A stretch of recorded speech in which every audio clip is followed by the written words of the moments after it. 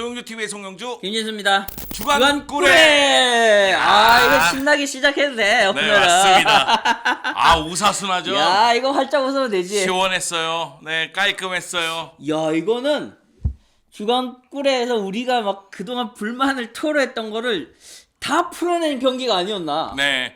물론 오사순하가 이 바르셀로나 원정 경기를 치르다 보니까 제 힘을 발휘하지 못한 경기긴 그렇죠. 하거든요. 네, 부상 이슈도 있었고 그러다 보니까 계획한 대로 풀어가지 못한 그런 느낌이 있었는데 그건 또 상대적으로 또 바르셀로나가 잘했다라는 얘기기도 하니까. 네, 그렇습니다.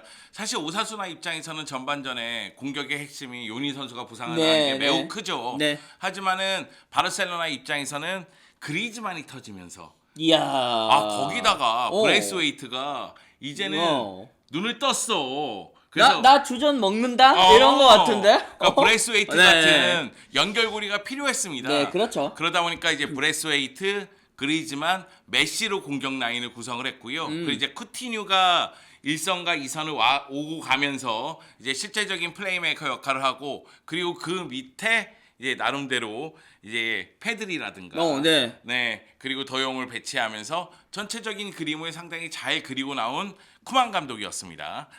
그러다 보니까 이 경기는 바르셀로나가 원하는 대로 흘러갔습니다. 이 브레이스웨이트가 29분에 골을 넣었지 않습니까? 이 브레이스웨이트 골 장면도 좀 혼전양상이긴 했는데 브레이스웨이트의 집중력이 또 빛나는 장면이었고 니킥으로 또 밀어 넣었죠. 브레이스웨이트가 이 골로써 주중 챔피언스 리그에 이어서 공식 경기 2경기 연속 골을 그리고 이제 3골을 넣는 모습이 나왔습니다. 이 정도면은 내가 9번 한다고 해도 되지. 아무리 그런데, 상대 팀들이 약해도. 네, 그리고 이제 전반 42분에 그리즈만의 원더골. 이야, 이거 뭐 보는데 깜짝 놀랐어. 제대로 이거 발등했다. 뭐 이렇게 들어가냐? 이야, 이게 그리즈만이지. 그렇습니다. 그러면서 약간 그런 환호를 지를 만한 그런 골이 터졌어요. 네, 발리 슈팅이 정말 아름다웠죠. 본인도 신났어. 그 이후 세레모니까지 아주 좋았죠. 그리고 나서 이제 후반전 들어서 이 경기 57분에도 그리즈만의 도움을 쿠티뉴가 마무리 짓는. 여기서도 또 그리즈만이 지금 이 경기에서 컨디션이 굉장히 좋다는 게 또 드러난 그런 장면이었죠. 네, 그리고 이제 73분에 메시가 빵 하고 터트리면서 그리고 나서 이제 마라도나를 애도하는 세레머니까지 보여줍니다. 네, 뉴에스 유니폼 입고서 마라도나를 회상도 하고 또 애도도 하는 모습이 있었죠. 네, 근데 그 이전에 덴벨레의 골이 또 취소되는 그런 장면들도 있었잖아요. 그런 것들을 종합해서 보면은 이 경기는 공격수들이 전부 다 득점에 관여하면서 참 이상적인 경기를 해냈다. 그런 측면에서 굉장히 좋은 평가를 내릴 수 있는 경기였다라고. 기록부터가 바르셀로나가 월등히 앞서는 모습이었어요. 그렇죠. 그렇죠. 왜냐하면 점유율에서도 7대3 정도였는데 점유율보다도 슈팅 숫자가 20개나 시도를 했습니다. 그 중에 유효 슈팅이 11개나 됐거든요. 이거는 굉장히 희소식이라고 할 수가 있습니다. 물론 10차례의 슈팅을 허용한 건 아쉬움이 있다 할지라도 이 경기에서 가장 큰 아쉬운 부분, 렁글레가 오른쪽 발목 부상을 당했잖아요. 그래서 이제 어떡해. 며칠 동안 못 나온다는 얘기가 있는데요. 수비가 없어, 수비가. 사실 전반전에는 바르셀로나가 경기를 압도하고 지배했어요. 근데 후반전에 부스케츠가 나오거든요. 그렇죠. 네, 부스케츠가 왜 표정이 안 좋아진다? 네, 실수가 너무 많으면서 그 한준희 해설위원께서 해설을 하셨잖아요. 하시다가 갑자기 급하게 말을 바꾸시더라고. 실수한 장면이 바로 나오니까 칭찬하려고 했는데. 왜 그러냐면은 페드리보다는 부스케츠가 사실 4-2-3-1에서 2의 자리에 더 어울리는 선수니까.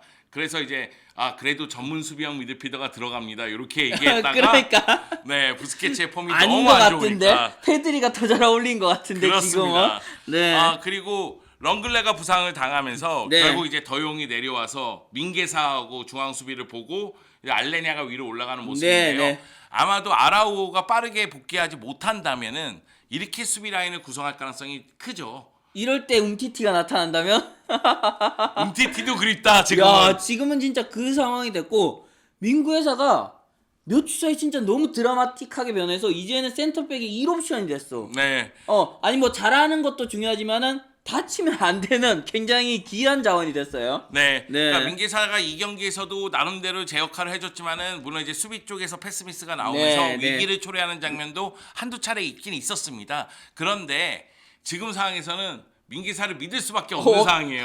못 믿어도 그냥 써야 돼. 네. 지금은 없어. 물론 네. 이게 주중 경기라든가 주말 경기 상대가 약팀이라면 약팀이거든요. 그렇죠. 그렇기 때문에 민기사에 대한 테스트가 완벽하게 이루어진 건 아니에요. 소위 얘기하는 강팀을 상대로 네. 얼마만큼 안정적인 수비를 보여줄 수 있느냐 요것도 보긴 봐야 되지만 지금은 어쩔 수가 없습니다. 다른 카드가 없어요. 근데 약간 낙관적으로 보자면은 오히려 강팀을 안 만나서 약팀을 만나면서 조금씩 1군에 적응하고 라리가에 적응할 수 있는 시간을 볼 수 있게 됐다. 그런 측면에서는 바르셀로나에게 희소식이라고 볼 수 있고, 지난 시즌 종반에 캄프누에서 오사수나에게 졌잖아요. 네네. 그러면서 이제 팀이 최악으로 가는 데 있어서의 도장을 꽝 찍는 그런 경기가 됐는데, 사실 그 이전에는 2시즌 연속 막 7골씩 몰아치면서 오사수나를 두드려 팼던 팀이거든요. 예, 그런 모습을 좀 회복했다는 측면에서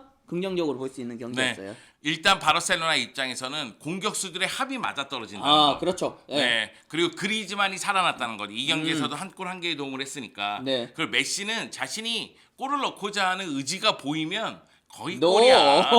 네, 네. 이 경기에서 메시 골 장면 네. 보면은 사실은 왼쪽에 동료가 한 명 있었거든요. 근데 보통 메시는 거기서 밀어주는데 이 경기는 마라도나에게 내가 넣어야 된다. 네. 맞춰야 된다. 네, 그 의지가 강했죠. 있었기 때문에 골을 기록하는 모습이었고 또 아름다운 골이었고요. 네.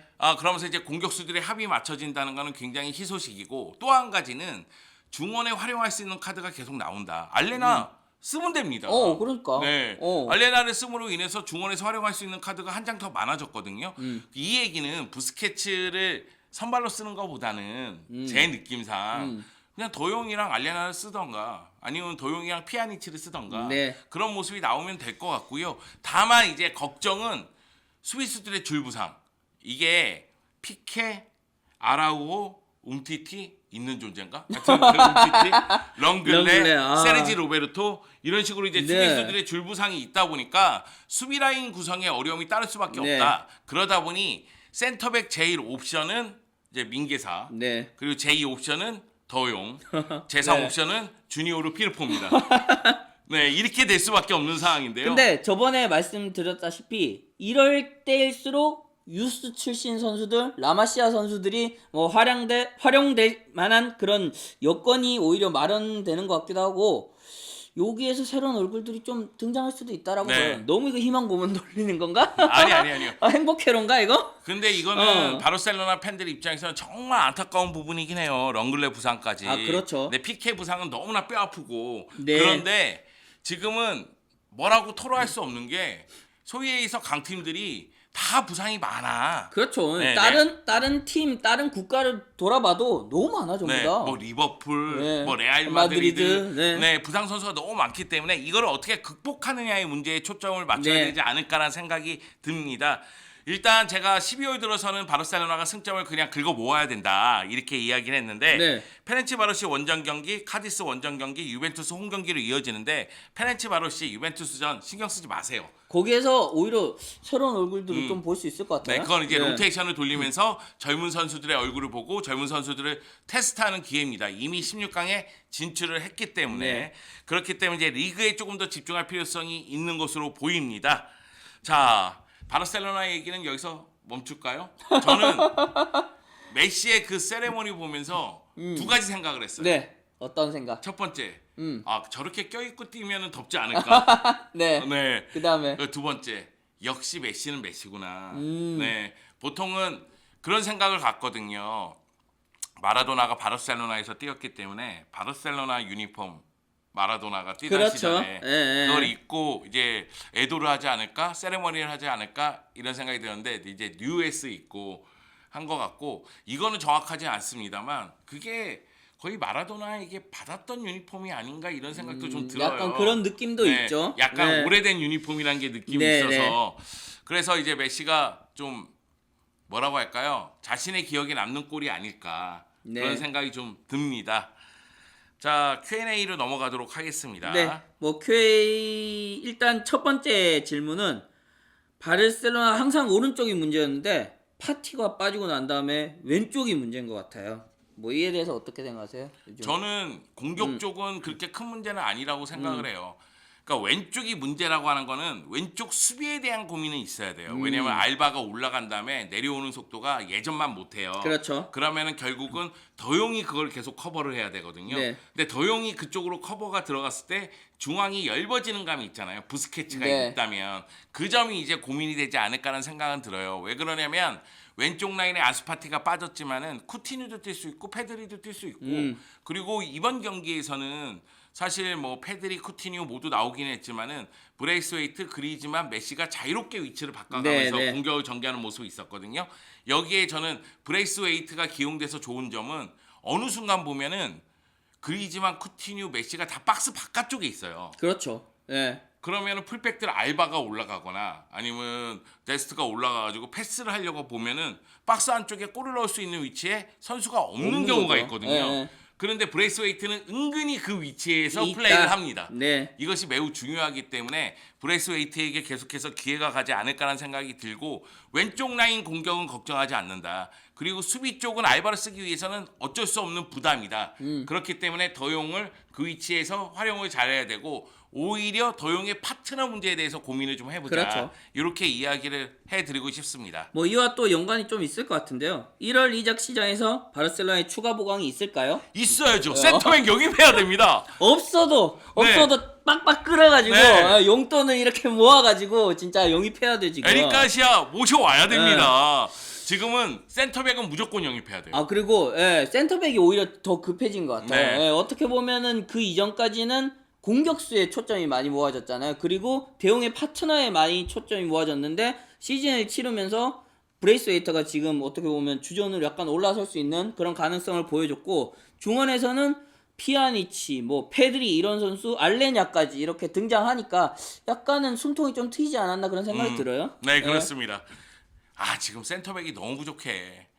야, 아니 근데 이렇게까지 쓰러질 줄은 몰랐지. 몰랐지. 아니 주전 센터백을 뭐 아스날 같은 팀은 뭐 한 8명까지도 네. 있긴 한데 아까 이제 정리가 잘 안 됐으니까. 그렇죠. 근데 이렇게 많이 두진 않고 보통은 4명, 5명에서 이렇게 로테이션을 돌리거든요. 근데 지금 그 4명이 다 쓰러진 거잖아요. 네. 예. 사실상 3명이라고 얘기했잖아요. 그렇지. 이게 문제인 거야. 아, 움티티는 없던 존재가 없는 얼마나- 존재야.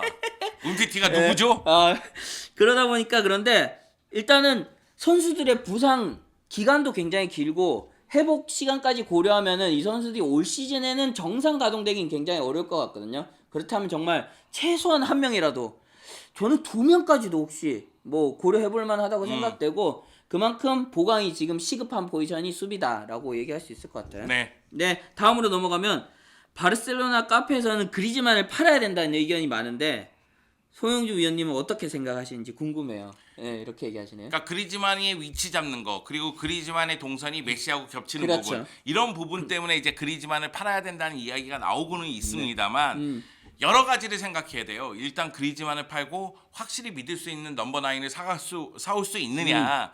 우리가 생각하는 확실한 넘버 9이 대파입니까?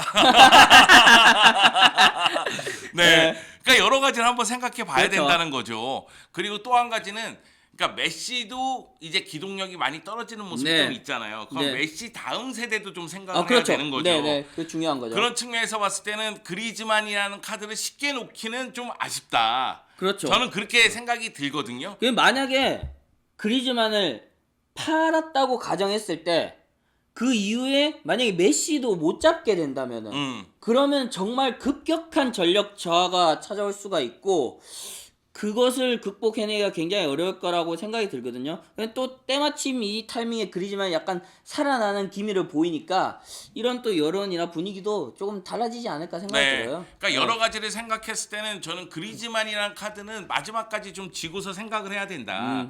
그런데 덴벨레나 다른 선수는 얘기가 좀 다릅니다. 이게 왜 그러냐면은 덴벨레가 경기에 미치는 영향력. 그러니까 저는 덴벨레가 90분을 뛰면은 20분은 번뜩이는 선수라고 생각해요. 네. 근데 70분은 경기에 미치는 영향력이 매우 떨어지는 선수라고 생각을 네. 하거든요. 그런 측면에서 생각했을 때는 다른 선수하고 그리즈만하고 비교하기는 좀 어려움이 있다는 생각이 들어서 말씀을 드리는 거고요.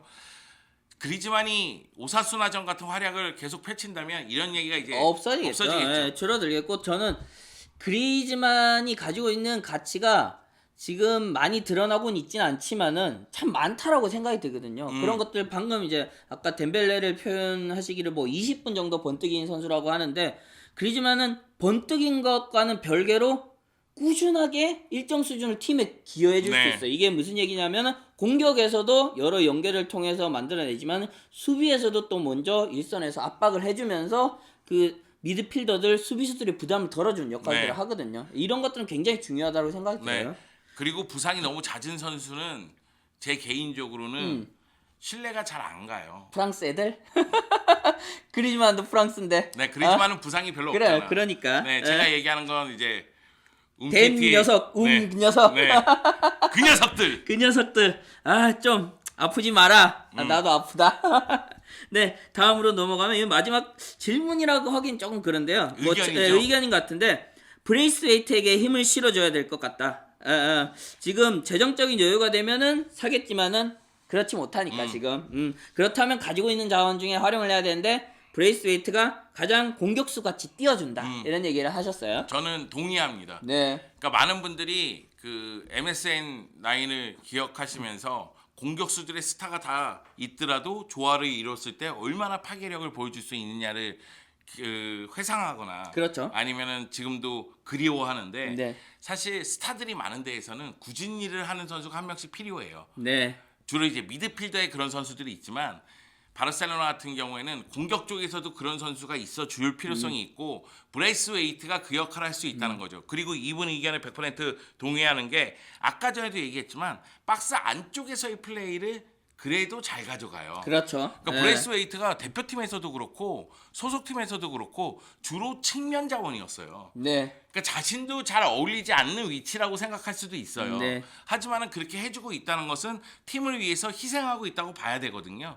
저는 그런 측면에서 브레이스웨이트에 대해서 신뢰감을 계속 줘야 되지 않을까 그런 생각은 듭니다. 네, 그리고 예전에 제가 기억하로는 툴루즈에서도 뛰었고 참 여러 군데 많이 다녔는데 이 선수가 측면에 국한돼 있지 않고 활동량이 참 많아요. 그러면서 투톱으로 뛸 때, 뭐 원톱으로 뛸 때, 측면에서 뛸 때 참 팀에 대한 기여도가 공수 양면에서 많았다. 그런 측면에서 지금 보여주고 있는 것들은 당연한 이 선수의 장점이라고 보여지고 뭐 좀 기대해봐도 되지 않나 생각이 네. 들어요. 그렇습니다. 네. 자, 오사수나전 저희가 웃으면서 지금 주간꾸레를 했는데요. 야, 이거 원래 한 2경기 3경기는 모아서 해야 되는데 오사수나전이 너무 또 강렬해서 이 기쁨이 언제까지 갈지 그러니까 몰라. 빨리 우리 풀어내야 됐어. 네.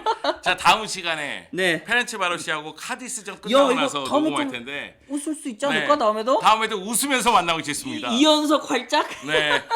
부상 선수 좀 안 나왔으면 좋겠고. 아, 네. 제발 아프지 마라. 다음 주간꾸레도 웃으면서 만나요.